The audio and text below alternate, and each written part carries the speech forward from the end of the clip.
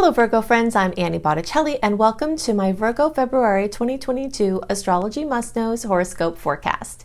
Click on the little more button to the right bottom of this video with the little arrow, and that will reveal the notes that have the links to information about readings, tons of free goodies including how you can run a free birth chart, my books, how to learn astrology with me. All of that is in the notes underneath the video.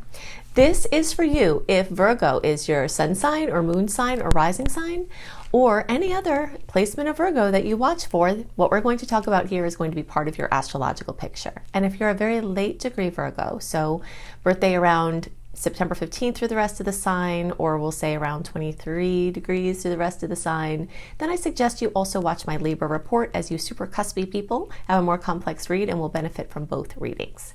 So February is a month that is much more relaxed and has so much less going on astrologically compared to the months we've been moving from for a very long time. We have had so much going on. Now, of course, there are always a lot of layers of what's going on with the astrology, but this is the biggest break that I've seen in a while. So that's something to celebrate. The next must know, and actually let's look at my little list here. We're going to talk about how these extended Capricorn placements affect Virgo. And I'll give you a little hint, it's super positive for you. We'll also talk about the Aquarius transits and what areas of your chart are lit up from those transits. Something really important to know about this month is that we do have a little bit more, a few more great aspects compared to salty ones. But even most of the salty ones that we could be considered that could go that way are ones that could go either way. So there's a lot of neutrality in the aspects this month, which means that your perspective is going to reign supreme, because if everything can go either way, then how you're seeing things can be the deciding factor for your experience. We're going to get a sneak peek from the January through April 22 calendar of some highlights, because that will help you to better understand the energy of February, to see what's flanked on either side there. So I've got some great visuals for that. And then we're going to talk about, finally, this beautiful Jupiter and Uranus aspect. We've been getting really just hit so hard with difficult outer planet aspects. Outer planets are ones that move more slowly, so that when they can come into a configuration, they are there for a long time. So these trends that we've been having for a very long time, a lot of that has been centered around outer planet connections that have been pretty harsh. But this outer planet connection is super sweet, so we're going to go into lots of details about that. And Virgo placements have a lot of extra things to celebrate because of the angle that is going on there, and we'll talk about who among you have even more of a chance at extra blessings from that. Okay, so I also have a Virgo specific list that we'll look at really quickly, and then we'll get into our stuff. All right, so we talked about the Capricorn trines, the Aquarius transits. We're going to talk about the new moon and full moon and the nodes. There is a very fabulous aspect being made right now, especially for some of you, and we're going to talk about that and then go into the other details we talked about there. Okay, so the first major must know is this series of Capricorn trines. Everything in astrology has a lot of different layers to it, and one of the layers we look at when we look at signs is the element of the sign. So when the planets in the sky are moving through the sign of Capricorn, that's an earth sign, earth is speaking the language of Virgo. And when those languages are being spoken the same, there's the most fabulous aspect in all of astrology, the trine is being made. So you will have a succession of trines coming from Mars, Venus, star goddess Vesta, Mercury, Pluto still there for a very long time, doing that in a long-term way, especially for your later degree placements. But a lot of activity. It's unusual to have this many personal planets in Capricorn, but it's just working out this way now because Mars is making its entrance into Capricorn for the first time in almost over 2 years. And then Venus was retrograde in Capricorn, so that was like a sustained series of kisses for Virgo placements there, and it's still there. And Mercury also had part of its retrograde in Capricorn, so it's just there's a lot of lingering around, and for you this is amazing. So not only does it bring up a lot of positive opportunities for your redefinition of yourself, your identity, your physical health, recognition, and getting on track with the things that you want to do in your life, and your money and your work, and your place out in the world, whatever that looks like, whether you get paid for it or not. But it also is accentuating your creativity, and your creativity can have anything to do with writing, singing, speaking, something that puts you in center stage, or something that's a private pursuit. But the energies are really wanting you to get out and show your stuff. So whatever that looks like, it's fashion, it's, singing, it's acting. This also is the energy of children, childbearing, anything having to do with kids. So all of this is not only being brought up for Virgos, but it's being brought up in a very tangible way. Okay, so creativity that's made tangible, creativity that's made productive, creativity that's manifest in the physical realm, not just up here, but actually grounded down into the earth plane. Okay, so that's very, very exciting. This is also the energy of romance and true love. So again, anything with your desires of what you want in your relationship, in your current relationship, the chance for those things to manifest and have blessings are expanded because of this sustained series of trines and this gathering in your house of romance and children and hobbies and things like that.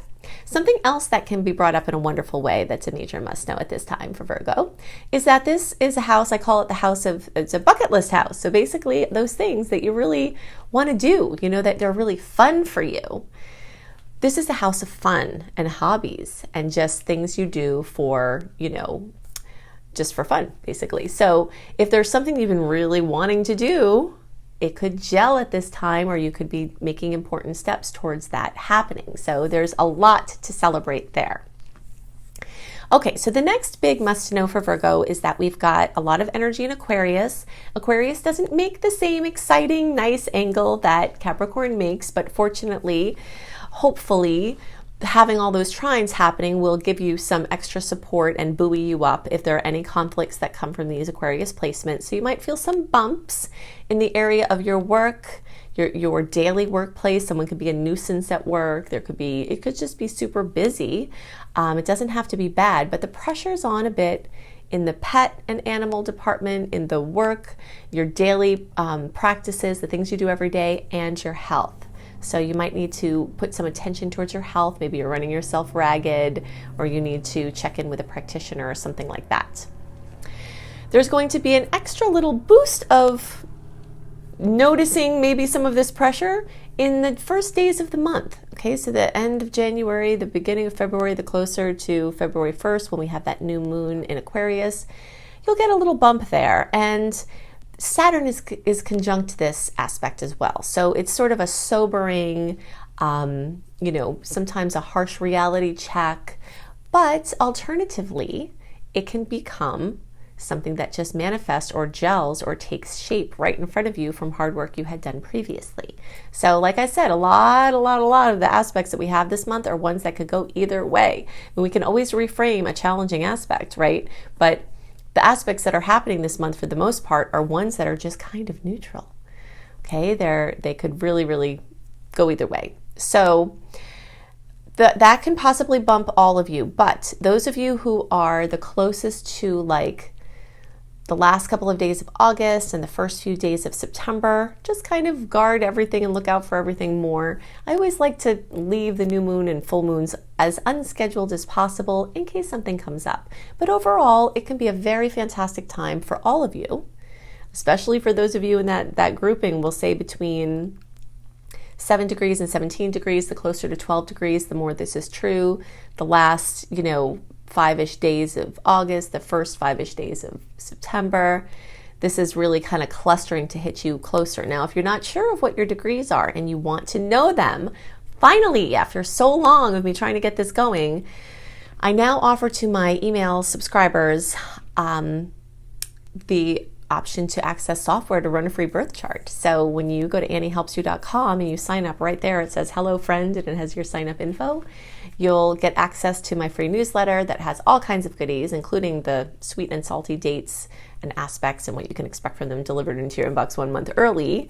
We go over some in the horoscopes, but I give a very detailed list in that report. But in the welcome letter to when you sign up, you'll get the access code to access the software. Then you can run your birth chart, then you can come back and listen again and use those degrees now that you can see to use this information in bigger ways. All right, so the next thing we need to know, and again, this is a little bit of a bump. Now, I don't want the Virgos among you who tend to be worriers to say, hey, she was just talking about a bump. Now she's talking about another bump. Uh-oh, this is going to be a bad month. Don't put that on it, because it doesn't have to be that way. Bumps don't have to be bad, all right? Bumps can be something that nudge you into action. They can be something that activates something you've really needed to do. They can be something that gets your attention so that you do something else, and then it can turn out really great. So really just make sure that you're hearing what I'm saying, that, you know, a conflicted point in a chart doesn't mean it's going to be a bad month, doesn't mean you have to worry. It means that there might be something challenging that comes that you can then use to create wonderful things. But remember, you have a lot of extra positive support to walk you through anything that comes up. So the other thing we have going on here, must know, February 16th and the days before and after that, we've got a full moon in Leo. Now again, Leo is just kind of at an uncomfortable angle for you. So it could be a little bit stressful. It could bring up some fears and some doubts. It could flare addictions. It could get your wheels spinning where you're having a hard time focusing. But it could be perfectly fine. And again, it could bring up something that, you know, you really needed to address, but it wasn't a state of urgency enough for you to deal with it. Now, all of the Virgos can feel that, but this time, those of you in the later degree are really going to experience that more, because it will directly tie in. Or if you have anything next to 27 degrees, all right, so that's basically going to be, we'll say 22 degrees through the rest of the sign. And this is going to be like, you know, the 18-ish, September 18th birthdays, you know, kind of closer to there, like the 14th or so through the rest of the sign. You're going to feel that the most. So just kind of be ready for it. I always like to let you know to be ready for things, because, for instance, let's say you're a grandma and your grandkids are coming over and you have all white rugs in your house. Well, you might want to put those white rugs up, right? So if you know ahead of time, you can enjoy your grandkids without ruining your white rugs. So that's what this is all about. Okay, so now we've got another thing to celebrate. So we've got our little bumps out of the way. Now we can talk about more yummy stuff. This has to do with the nodes, this North Node, transiting North Node and transiting South Node, now in Taurus and Scorpio. And this is a really positive thing for Virgos. And this is for multiple years. Okay, so the end of 2021, all of 2022, and it's going to stretch a while. You're going to have more help in getting to your highest expression in this lifetime. And that is really exciting. And more smoothness in burning off karma. So that's really something to celebrate. And that's for all of this time. And that's for all Virgo placements. But again, those of you towards the end, now we just mentioned those of you at the end might have a little bump with that full moon in the middle of the month. But you have some extra blessings in the form of an exact, beautiful trine with the transiting North Node, which is your highest expression this lifetime, connecting in. So September 14th through the rest of the sign, 23 degrees or so through the rest of the sign, you're getting even more help to get on track for your highest expression. This node is going to work its way backwards. Okay, so usually our transits, they move forward, right? They start at the beginning of a sign and they go towards the end, but the nodes are unique in that way. So the North Node is first focusing most on all of you towards the end, and then as it progresses through its transit over the next couple of years, it's going to work its way back, getting closer and closer back now to the beginning of Virgo. So all of you will get your extra special blessings, but you'll be having a stronger feel of it as it gets closer. And I'll keep you updated as we go on here. Okay, so now let's talk about this calendar, January through April. I'm going to give you a visual. This isn't a chart visual. It's actually something I wrote out for each of the months to show you how the different periods weave together, the retrograde energies, direct energies, when the eclipse season is going to start, when the influence of this beautiful Jupiter-Uranus aspect is. Oh, and that's the one other thing I want to tell you. Okay, so we're going to go into the calendar. We're going to go into Jupiter making this beautiful aspect with Uranus. But what I want you to know and keep in mind is that the Jupiter-Uranus sextile, it's called, is an angle of opportunities, okay? And everyone in the zodiac will feel those blessings for the time frame, which we'll get into that. It's basically going to be over the course of a couple of months and then concentrated like between February 17th and 21st. It's like very strong, but then it's like a month before and a month after. And we'll talk about what that all will look like. But what I want you to know is that the closer you are to 11 degrees, so we'll say between 6 and 16 degrees, the closer to 11, the more positively intense. So that's going to be like around August 28th or so through, the first week of of September. And the closer to the first couple of days of September, you're going to have extra Jupiter-Uranus blessings. But again, hear me out if you're not in that. Everyone in the zodiac, everyone in the Virgo profile has a chance at this Jupiter-Uranus yumminess. Okay, so let's look at the calendar, then we'll look deeper into that beautiful, rare transit. Okay, so to better understand the energies of February and how to use them, it will be very helpful to understand the energies that are surrounding February and running our compare and contrast. And plus you get a sneak peek into the whole full first quarter of 2022. So we're going to check this out. I'll give you details about this as it relates to the energies of retrograde and direct, and then we'll hit our retrograde direct list so that you can see what types of activities to align in what location on our calendar here. Okay, so here we are in February. Now, just to give a little backdrop, January we had Mercury go retrograde on January 14th. That shadow period had started in the last couple of days of December. So essentially all of January is full of retrograde energy. All right, Mercury was retrograde, Venus was retrograde, didn't go direct till the end of the month. Now, we still are having a carryover of that energy into February because even though Mercury is direct right here at the beginning, it doesn't clear out of its post-shadow period until the 24th. This is what I mean about this hybrid energy, because the energy after the 24th is more in the direct energy, and then that just steamrolls and gets stronger on the 2nd of March when the energies become more completely clear, and we open into our first open launch period and our first of only 2 open launch periods of the whole year. Now we'll come back to this calendar, but I want to talk a little bit about the difference between the retrograde and direct energies to help you understand. January and for most of February, we've been in Retroville, okay? So this is a time when things are going inwards and backwards. The tides are coming in. If you're trying to put something out onto the water, into the world, the tides are going to just roll it right back in. So it's better to just deal with what comes up.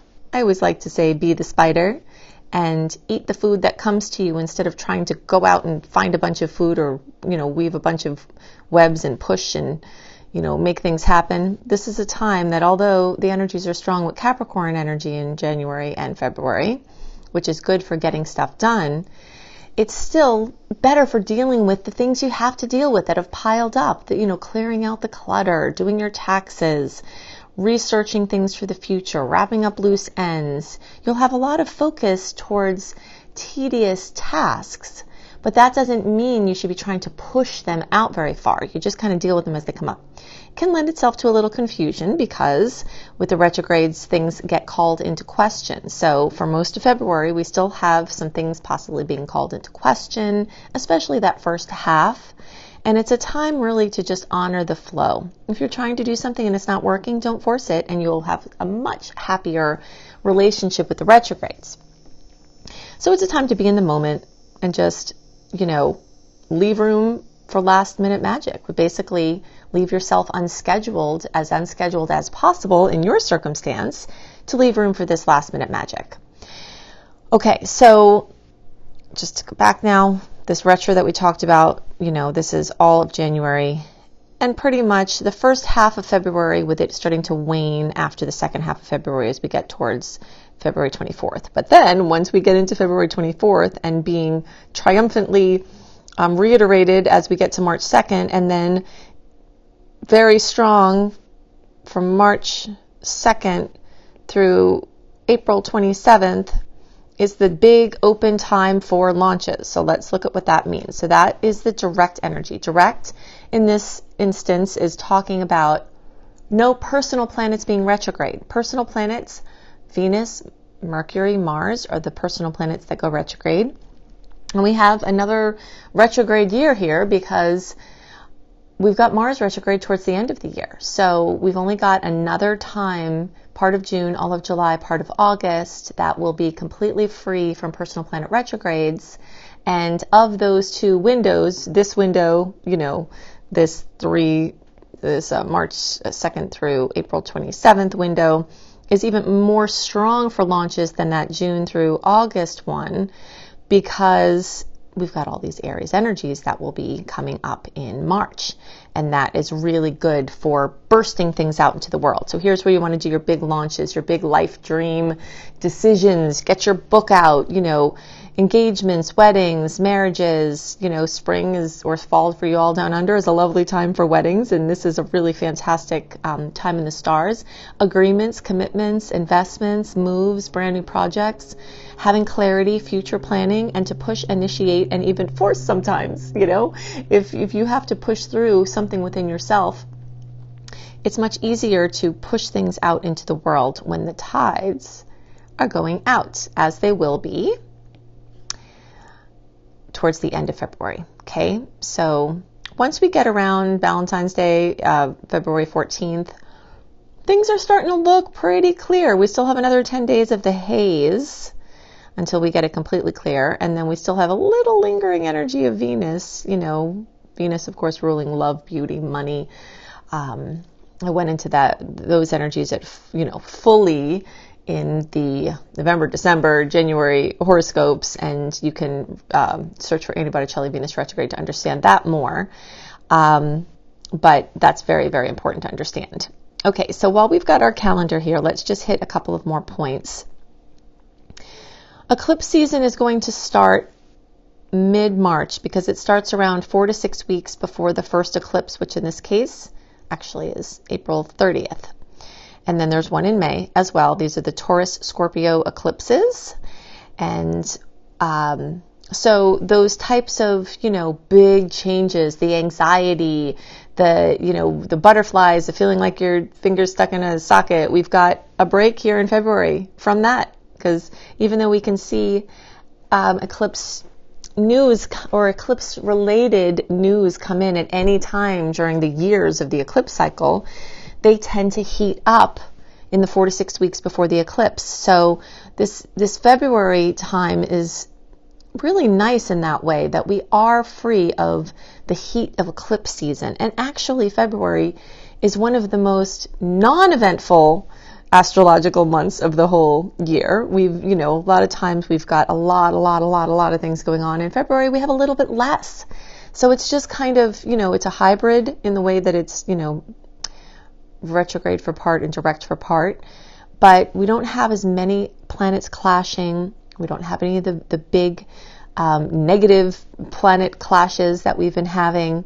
And actually we have a super positive one, which we're going to talk about more after this. But I just want to show you the dates on the calendar here.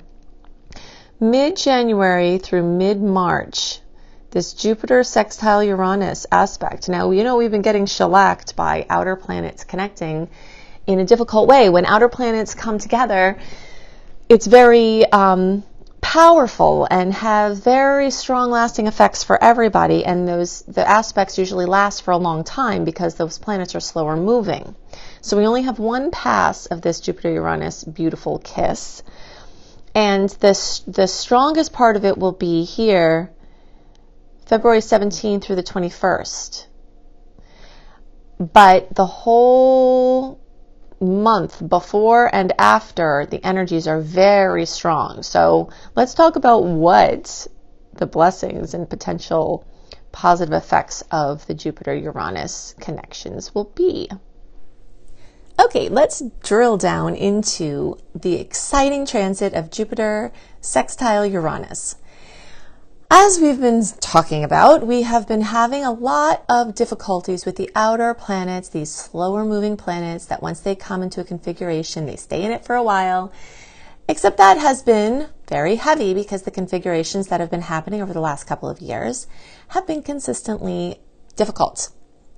But now we have a beautiful period where we've got the outer planets, two of them, Jupiter and Uranus, Jupiter in Pisces and Uranus in Taurus, coming together in this fabulous combination. So we're going to talk about some things that go on as positive potentials. But let's first look at what we're looking at here. So here is the planet Uranus. And here is Jupiter. Jupiter's in Pisces. And this meeting is actually going to occur at 11 degrees. Okay, so once Jupiter moves to the 11 degree of Pisces position, it will lock in place into a sextile, which is a 60-degree angle. If you've been listening to my work for a while, you know that a 60-degree angle is the opportunity angle. It's the ingredients on a counter angle where we're presented with a bunch of different options to make beautiful meals in our lives. That's a figurative and possibly literal as well. But we have to do something with it. So this is a time where you have to really look for, sometimes it will be apparent, but you have to look for and do something with the potentials, and then you can activate this expansion of Jupiter, the intuition and artistic connectedness to all things of Pisces, the emotional high EQ, and this Uranus, the innovation and surprises and sudden insights and sudden events in this grounded energy of Taurus, meaning the very unstable energy of Uranus is able to be much more manifested into form, which is a hard thing to do with Uranus. It's very fleeting. So the combination of the solidness of the earth placement, the really just innovative and futuristic energies of Uranus combined with this beautiful, emotional, intuitive, expansive energy. So anything that combines all of those energies, there will be lots of opportunities. Now, the dates that are most active are February 17th through the 21st. This is the big day when the official degree and minute line up, but they're still matching at 11 degrees through this time, from February 17th to February 21st. But from all of mid-January, and sensitive people could feel it a little sooner, even beginning of January, possibly even sooner, but certainly mid-January through mid-March. And again, sensitive people, if you're looking out, you might see those effects kind of drizzling in later.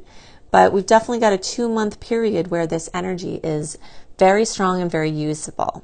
So we could discover the power of rest and quiet revealing itself in wonderful ways through sudden insights, problem solving, awarenesses of the past, dips into the future.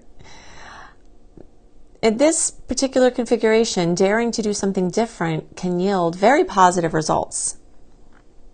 Now, I'm not talking about, and here we can kind of talk about this, indulging in a crazy idea can work out big time. We're not talking about super reckless, very dangerous things necessarily, unless intuitively there's something very specific in that for you. But in general, this is something with like a calculated risk. That Taurus energy with the Uranus really likes that calculated risk, but just having the daringness to do something different. And that's very subjective. So you doing something different, can feel like a big deal to you, this thing you're going to do. But someone else might not think twice about doing that particular thing. So it's a relative experience, but it could work out really well. Taking a step away from an issue or a pattern could reveal sudden life-changing insights and outcomes. So that's this, Jupiter in Pisces, where we're expanding that quiet space. I like to call it the space of private personal pursuits. And then anything artistic in nature, finding your voice with your art, stepping into art for the first time, expanding the artistic endeavors you have, artistic and endeavors can take on more special significance at this time. And any psychological or other inner work can actually expand even further and include sudden healings of addictions, fear, or anxiety. Now, just to, be very raw here, as humans, we're probably never going to be completely free of fear, right? But the patterns and the addictive pattern of feeling when we have to be afraid, we could have some major impact here, including perfect practitioners that come in, modalities that come in that can be helpful, or our sudden and clear commitment to use tools to help us to calm down when we get anxious. Tools like EFT, the Emotional Freedom Technique. There are so many tools you can look for, tools to clear fear, tools, self-help for anxiety. And of course, if it's very extreme and you need help, then this might be a time where you can find someone that can really help you. And innovation and intuition commingling in powerful ways. So this is just a really magical time full of promise, with that little note, though, the little footnote that says, but hey, it's a sextile, so you might actually have to do something with those possibilities that are surrounding you to activate their full glory. Okay, so I've given you lots to work with to help you make the most of the energies this month and to help you understand the energetic patterns at work and play. And if you'd like more resources, I've got all of these here. You can additionally go to the little more button, the little arrow underneath the bottom right of the video. Click on that and all of the links that I'm giving you here will be clickable, right? So if you're looking for reading options, including a beautiful, very detailed 45-minute audio of your birth chart for $33 from my brilliant husband, you can find that at anniebclarity.com. You can go to anniehelpsyou.com, sign up for my free email newsletter. This is where you can access running a free birth chart. This is where you access my 28-day in-depth virtual coaching program called Shine for free. This is also where you'll find tons of blogs, and you get lots of other perks for being on my newsletter list. If you're looking for written horoscopes by me, always up a month early, you can go to cozybysweetstarlight.com. If you haven't seen this site, go to it. It is so beautiful. We've got, me and my team have lots of amazing astrology-inspired blogs and healthy living blogs. We've got hypnosis for all the signs. We've got healing frequencies for all the signs. I've got the written horoscopes that I write. We have yoga for all the signs. So it's just a very beautiful, comprehensive site. If you're looking for free courses on how to manifest money and wellness, you can go to lumlife.com, my school, Luminous Life Multiversity, LUMLIFE. You can also find my astrology education courses here, including my behemoth of a master course called Becoming a Professional Astrologer Mastery Course, which you can fully utilize even if you don't want to be a professional astrologer, but it certainly will get you up to the level where you could be and show you how to make your business a success. And payment plans are available there too. Now, I've also got 2 books out and more on the way. Planetology, How to Align with the Natural Rhythms of the Universe. You will find this on the bookshelves in all major booksellers, including all the Books A Million, all the Barnes & Nobles. It's right there on the shelf. Plus, you can get it on Amazon and through any independent bookseller. And you can find Radical Prayer on Amazon, and you can order it anywhere as well. So I hope you have a wonderful month, and I'll see you next month. Bye.